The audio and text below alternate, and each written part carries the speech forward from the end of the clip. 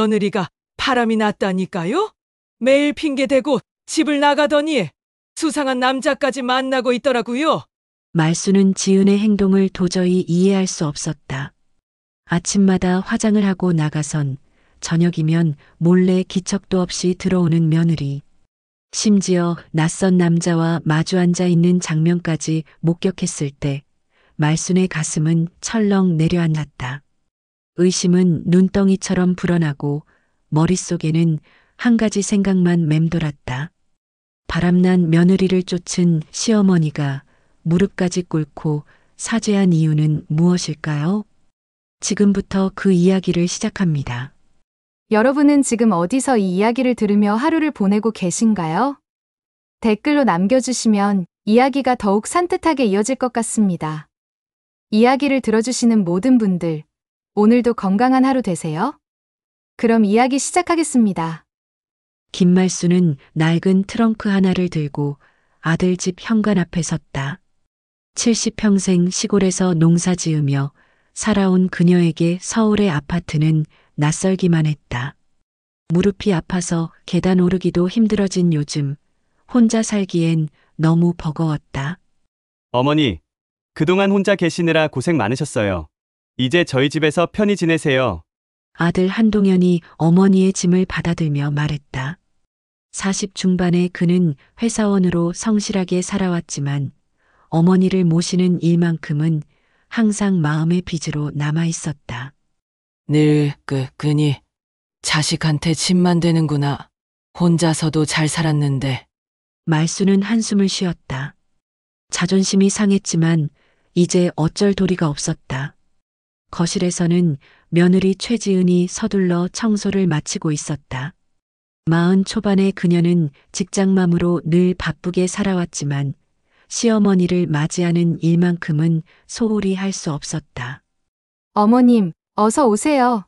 서윤이가 할머니 오신다고 얼마나 기뻐했는지 몰라요. 초등학생 딸 한서윤이 할머니 앞으로 달려갔다. 할머니, 드디어 오셨어요. 아이고, 우리 서윤이가 이렇게 컸구나.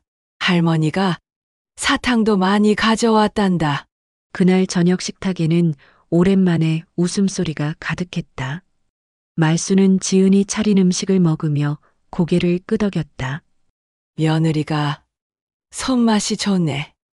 우리 동현이가 복 받았어. 감사합니다, 어머님. 제가 아직 부족한 게 많지만 열심히 배우겠습니다.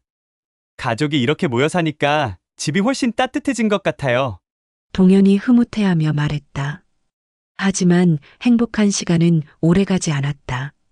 며칠이 지나자 작은 균열들이 나타나기 시작했다. 지은은 아침 일찍 출근하고 저녁 늦게 돌아왔다. 설거지는 대충, 빨래는 건조기에만 의존했다. 말순의 눈에는 그 모든 것이 성의 없음으로 보였다. 예전에는 며느리들이 새벽에 일어나서 밥 짓고 시어머니 수발을 했는데 말수는 속으로 중얼거렸다. 지은 역시 눈치를 채고 있었다. 시어머니의 시선이 부담스러웠고 무언가 잘못하고 있다는 죄책감이 들었다. 하지만 직장일과 집안일을 병행하기만으로도 벅찼다. 어느 날 아침 지은이 서둘러 출근 준비를 하고 있을 때였다. 며느리야, 아침은 먹고 가는 거 아니냐? 어머님, 죄송해요. 오늘 중요한 회의가 있어서 일찍 가야 해요. 회의가 뭐 그리 중요해서 밥도 안 먹고 가나? 몸이 우선이지.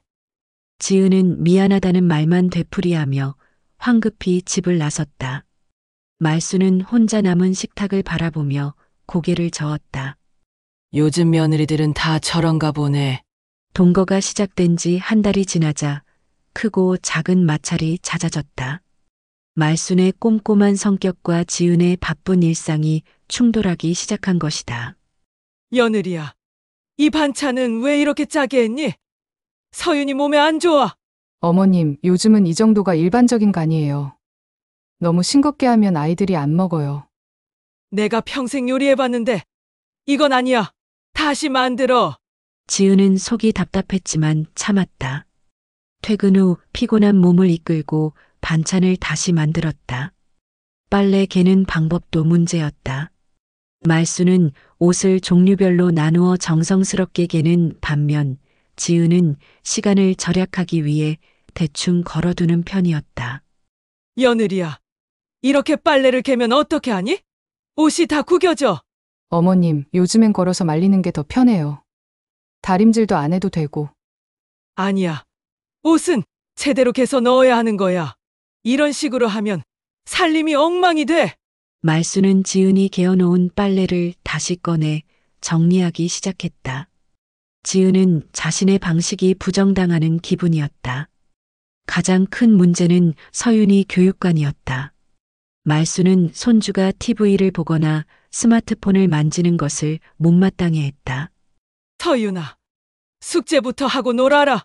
할머니, 이것만 보고 할게요. 안 돼. 공부가 우선이야.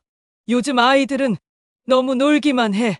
지은이 퇴근해서 들어오니 서윤이가 울고 있었다. 엄마, 할머니가 태블릿 못 만지게 해요. 어머님, 서윤이가 숙제는 다 끝냈어요. 조금 쉬게 해주세요. 며느리야, 아이 교육을 너무 허술하게 하는 거 아니야? 내가 볼 때는 더 엄격하게 해야 해. 요즘은 교육 방식이 달라요. 너무 억압하면 아이가 스트레스 받아요. 그래서 요즘 애들이 예의도 없고 버릇도 없는 거야. 목소리가 높아지자 동현이 중재에 나섰다. 어머니, 지은이도 서윤이를 위해서 하는 말이에요. 요즘은 정말 교육 방식이 많이 바뀌었어요. 너마저 며느리 편을 드는구나. 내가 말하는 게 그렇게 틀렸냐? 말순의 목소리에 서운함이 묻어났다. 지은은 자신 때문에 가족이 갈라지는 것 같아 마음이 아팠다. 그날 밤 지은은 동현에게 털어놓았다. 여보, 어머님과 사는 게 생각보다 힘들어. 내가 하는 모든 일이 틀린 것처럼 느껴져. 미안해, 지은아. 어머니도 적응하시는 중이야. 조금만 참아줘. 하지만 갈등은 수그러들 기미가 보이지 않았다. 식사 시간마다 팽팽한 긴장감이 흘렀고 작은 일에도 서로의 신경이 곤두섰다. 가족의 화목했던 분위기는 점점 어색함으로 변해가고 있었다. 지은의 외출이 잦아지기 시작한 것은 동거 2달째부터였다. 퇴근 후에도 곧바로 들어오지 않고 주말에도 혼자 나가는 일이 많아졌다. 어디 가니? 말순이 화장을 고치는 지은에게 물었다. 아, 잠깐 볼 일이 있어서요. 금방 올게요. 지은은 거울을 보며 립스틱을 새로 발랐다. 평소보다 화장을 진하게 하는 것 같았다. 볼 일이 뭔데? 그렇게 예쁘게 꾸미고 나가냐? 회사 동료들이랑 만나기로 했어요. 하지만 말순의 눈에는 뭔가 이상해 보였다. 며느리의 표정이 어딘지 들뜨고 설레는 것 같았다. 그리고 대답이 너무 빨랐다. 며칠 뒤 지은이 또다시 외출 준비를 했다. 이번에는 평일 저녁이었다. 또 나가니? 네, 어머님 늦지 않게 들어올게요. 서윤이는 어쩌고? 숙제도 봐줘야 하는데. 제가 미리 다 확인했어요. 어머님께서 조금만 봐주세요. 지은은 서둘러 집을 나섰다. 말수는 창문 너머로 며느리가 택시를 타는 모습을 지켜봤다. 택시기사와 무슨 말을 주고받는지 웃으며 대화하는 모습이 보였다. 대체 무슨 일로 이렇게 자주 나가는 거지?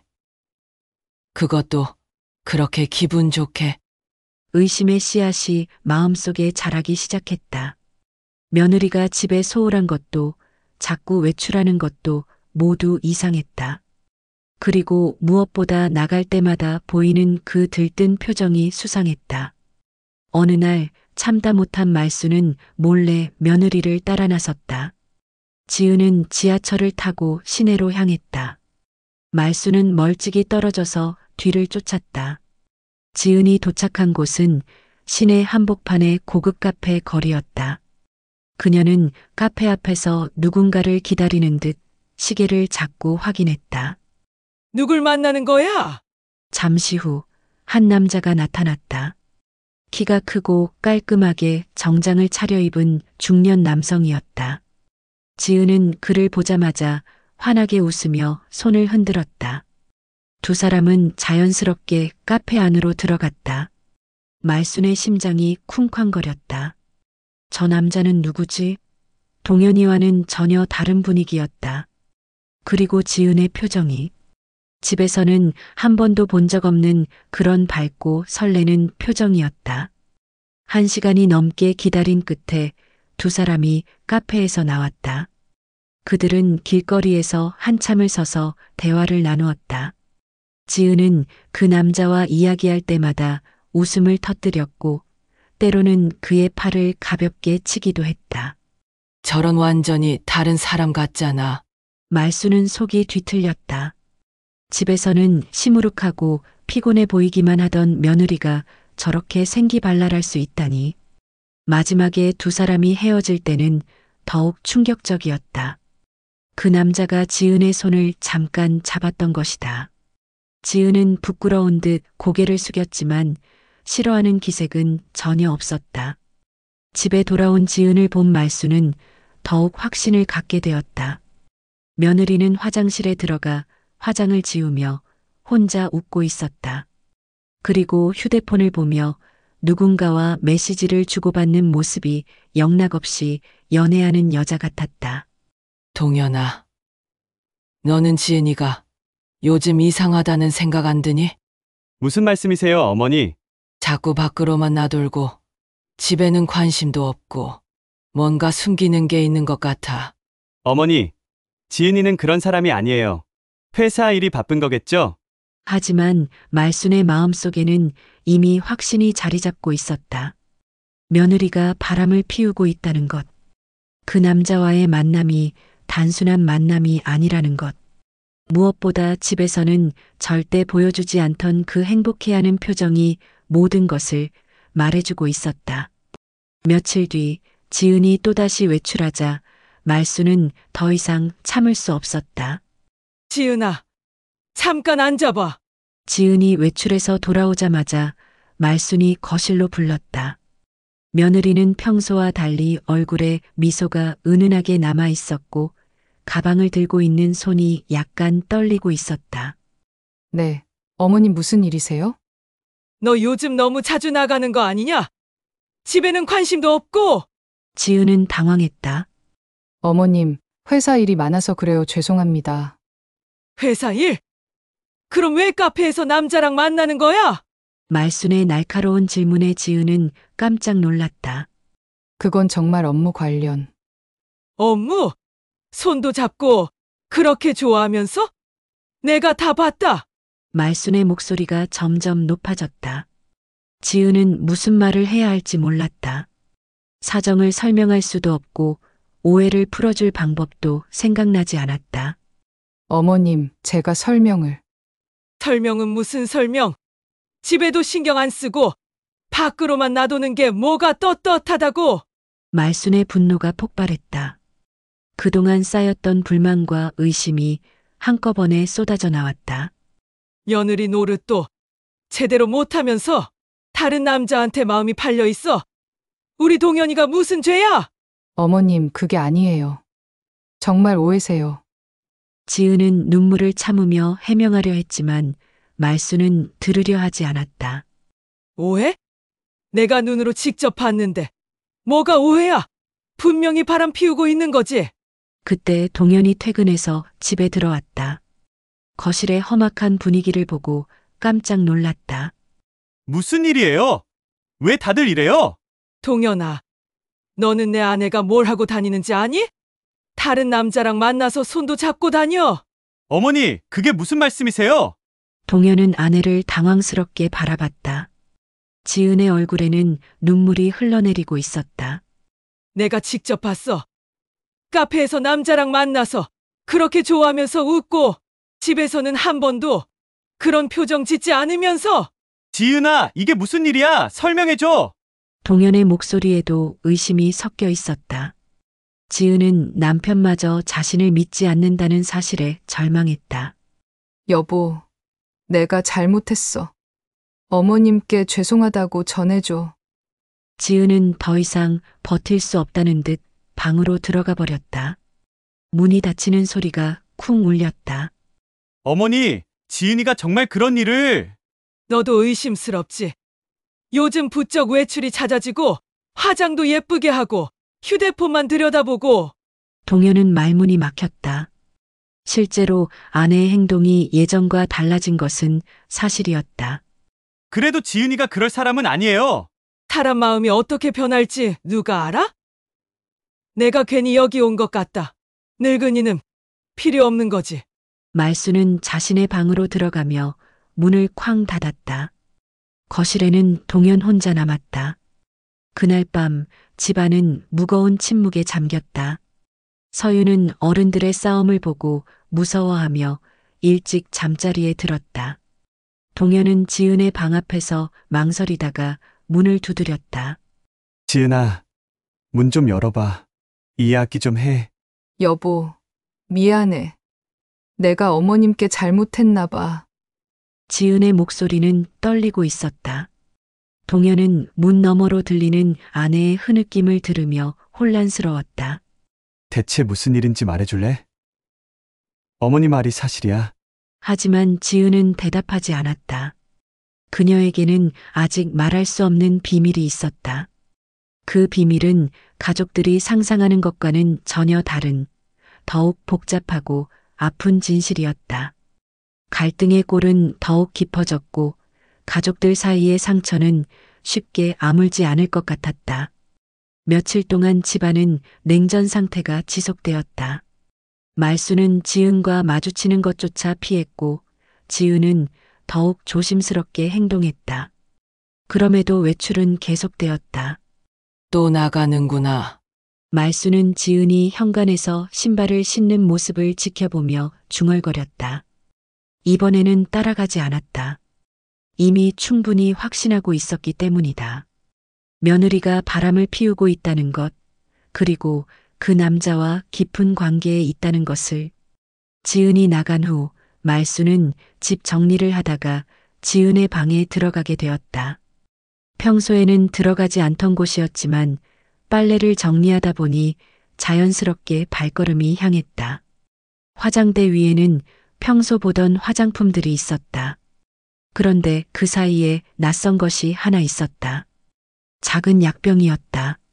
말수는 호기심에 들어보려다가 그만두었다. 남의 물건을 함부로 보는 것은 옳지 않다고 생각했기 때문이다. 하지만 쓰레기통을 비우다가 발견한 것은 달랐다. 구겨진 종이 한 장이 눈에 들어왔다. 무심코 펼쳐본 그것은 병원 영수증이었다. 한국대학병원 종양내과? 말순의 손이 떨렸다.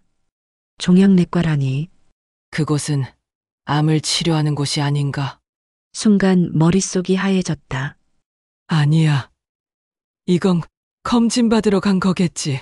자신을 달래려 했지만 영수증의 날짜를 보니 최근 것들이었다. 그것도 한 번이 아니라 여러 번의 기록이 있었다. 말수는 급히 쓰레기통을 다시 뒤져보았다. 그러자 더 많은 병원 관련 서류들이 나왔다. 처방전, 검사 결과지, 그리고 항암제 복용 안내서. 이게 뭐야? 항암제? 현실이 믿어지지 않았다. 며느리가 암에 걸렸다는 뜻인가? 그럼 그동안의 외출들은? 갑자기 지은의 모습들이 다시 떠올랐다. 요즘 부쩍 말라 보이던 모습, 가끔씩 하는 기침, 음식을 잘 먹지 못하던 것들, 그리고 무엇보다 그 창백한 얼굴. 내가 뭔 짓을 한 거야? 말순의 다리에 힘이 빠졌다. 바닥에 주저앉은 채로 영수증을 다시 들여다봤다. 말기 폐암 사기라는 글자가 선명하게 보였다.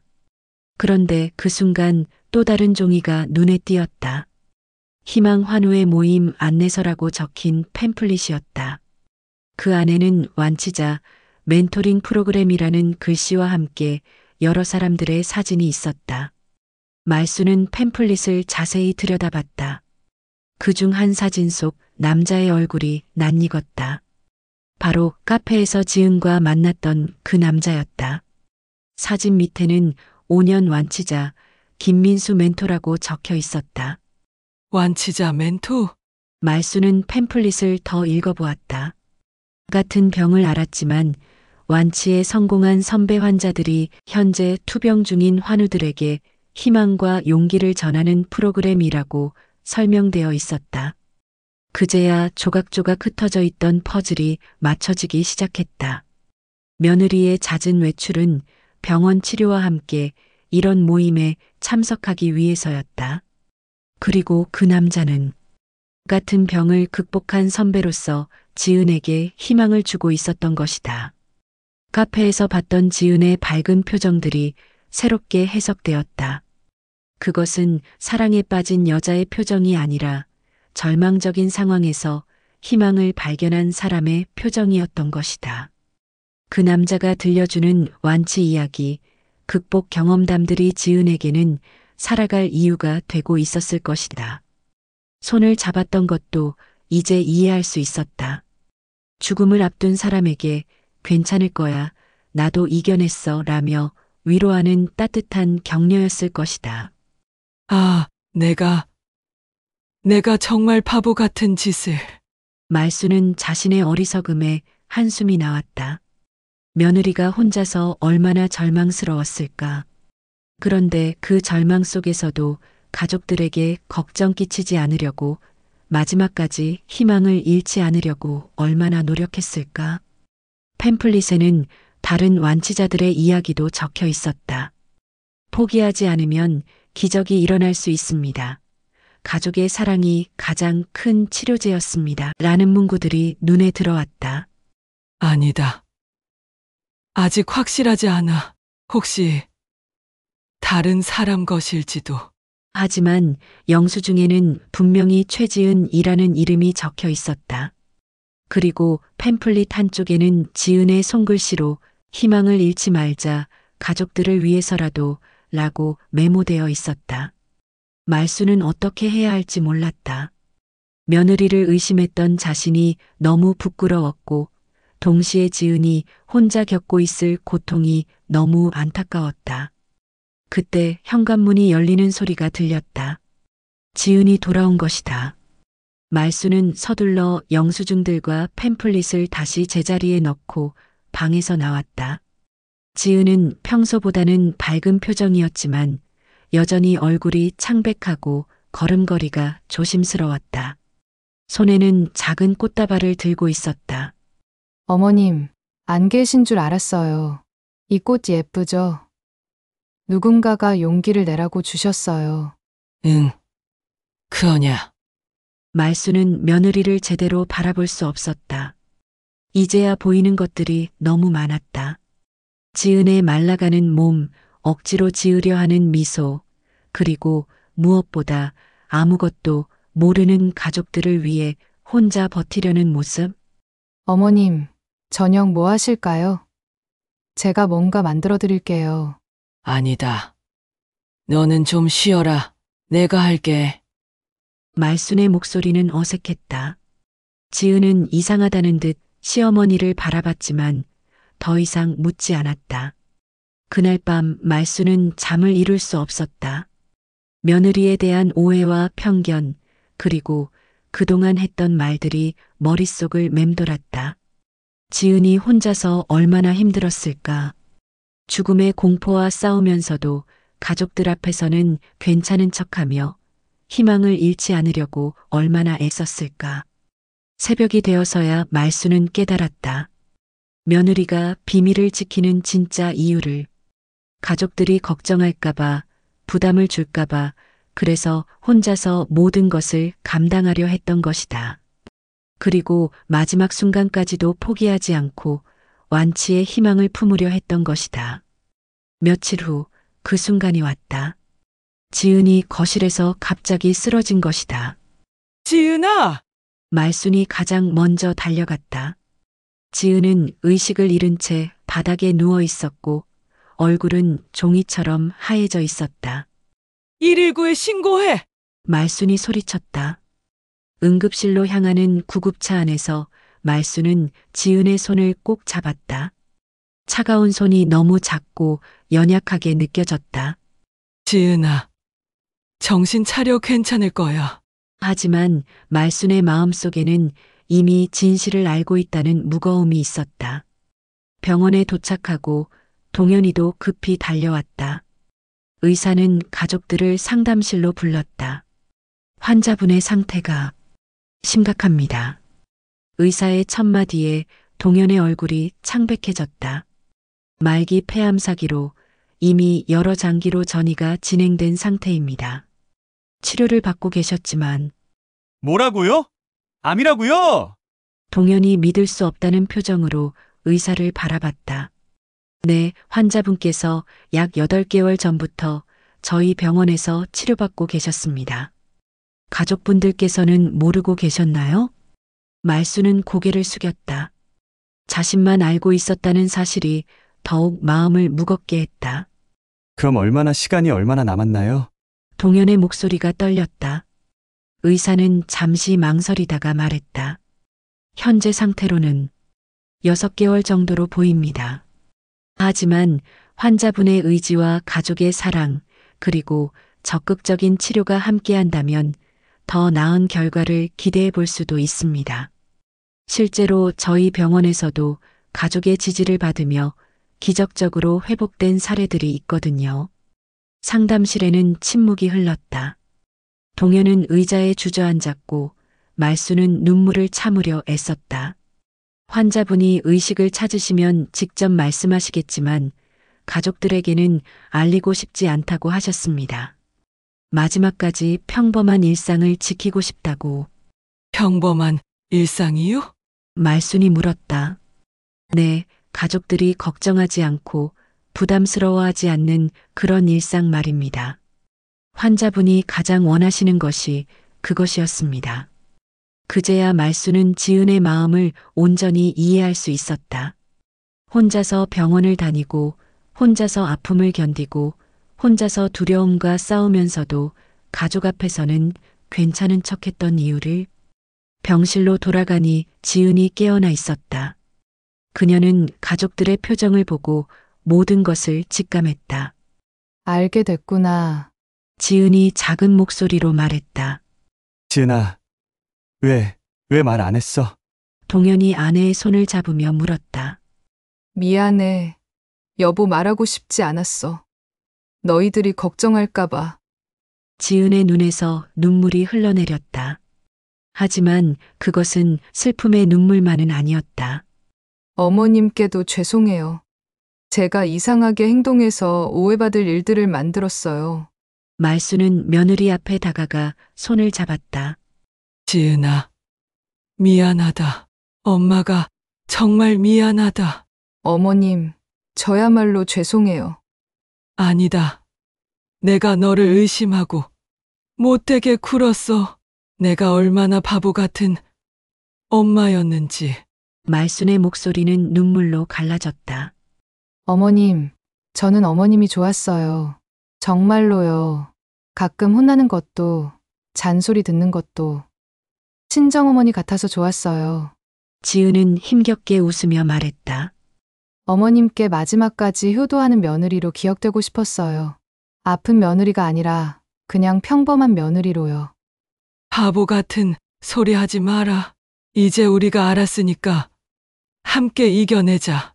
가족이 함께하면 못 이길 게 없어. 동현도 아내의 다른 쪽 손을 잡으며 말했다. 지은아, 의사 선생님이 그러시는데 가족의 사랑과 지지가 가장 큰 치료제래. 이제 혼자가 아니야. 우리가 다 함께 할게. 그 순간 병실에 있던 모든 사람들의 눈에서 눈물이 흘러내렸다. 하지만 그것은 절망의 눈물이 아니라 희망의 눈물이었다. 그날 밤부터 말수는 병실을 지켰다. 지은 곁에서 밤을 새우며 그동안 하지 못했던 이야기들을 나누었다. 지은아, 내가 너무 몰랐구나. 너한테 얼마나 힘든 일이 많았는지. 어머님, 괜찮아요. 이제는 혼자가 아니니까요. 지은의 목소리는 약했지만 이전보다 편안해 보였다. 나한테 왜 말 안 했니?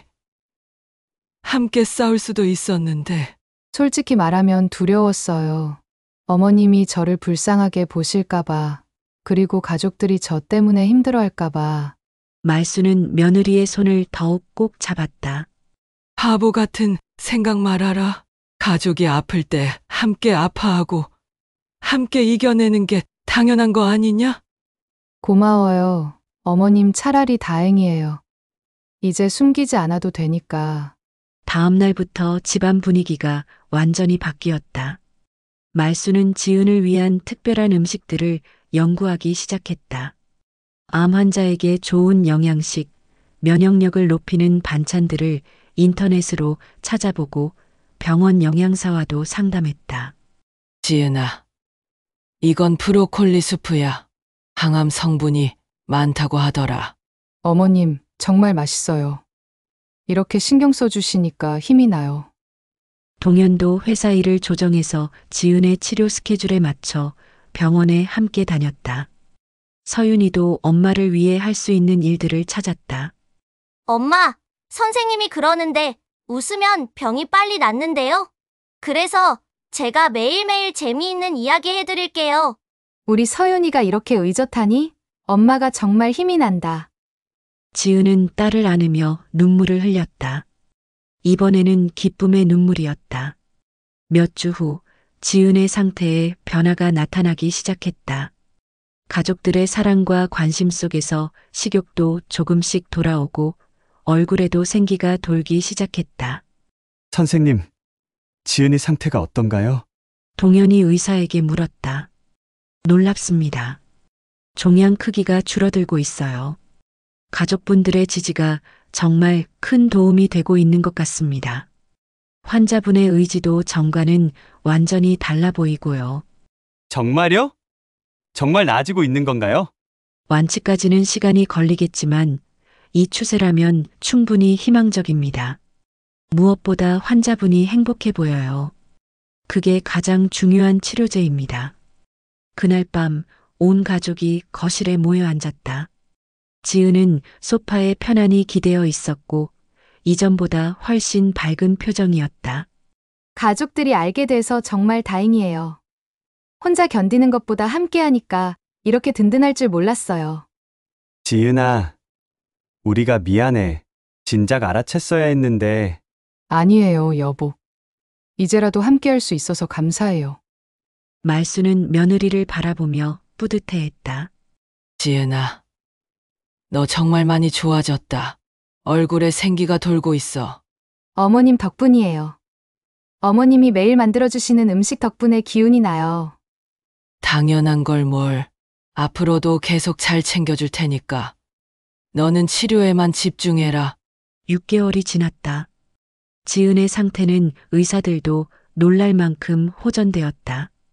정기 검사 결과는 계속해서 긍정적이었고 종양은 현저히 축소되었다. 지은 씨, 정말 기적 같은 회복이에요. 이런 경우는 매우 드물어요. 의사는 엑스레이 사진을 보여주며 설명했다. 가족의 사랑과 환자분의 의지, 그리고 적절한 치료가 완벽하게 조화를 이룬 결과입니다. 앞으로도 꾸준히 관리하시면 완전한 회복도 가능할 것 같습니다. 병원 복도에서 이 소식을 들은 가족들은 서로를 끌어안으며 기뻐했다. 엄마, 정말 다 나은 거예요? 서윤이 눈을 반짝이며 물었다. 응, 우리 서윤이가 매일 재미있는 이야기 해줘서 엄마가 완전히 나은 거야. 그날부터 지은은 본격적으로 일상으로 돌아갔다. 말순과 함께 장을 보러 가고 서윤의 학교 행사에도 참석했다. 어머님, 제가 요리 배우고 싶어요. 그래. 가르쳐 줄게. 건강한 음식 만드는 법부터 차근차근. 부엌에서 함께하는 시간이 늘어났다. 이번에는 치료를 위해서가 아니라 진짜 가족의 일상을 위해서였다. 김치찌개는 이렇게 끓이는 거야. 그런데 너는 몸에 좋은 재료들을 더 넣어서 만들어 보자. 네, 어머님, 이해했어요. 어느 일요일 오후 지은은 환우의 모임에 참석했다. 이번에는 다른 입장이었다. 안녕하세요. 저는 최지은이라고 합니다.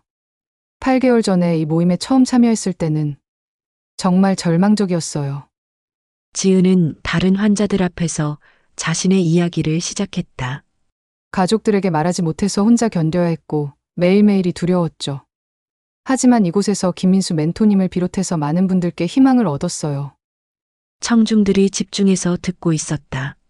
그리고 가장 중요한 건 가족들이 알게 된 후였어요. 혼자 싸우는 것과 가족과 함께 싸우는 건 완전히 달랐어요. 사랑받는다는 느낌, 혼자가 아니라는 안도감이 가장 큰 치료제였던 것 같아요. 한 여성이 손을 들었다. 가족들한테 어떻게 말씀드렸어요? 저도 아직 말 못했거든요. 사실 제가 말한 게 아니라 쓰러져서 알게 됐어요. 하지만 지금 생각해보면 진작 말했어야 했어요.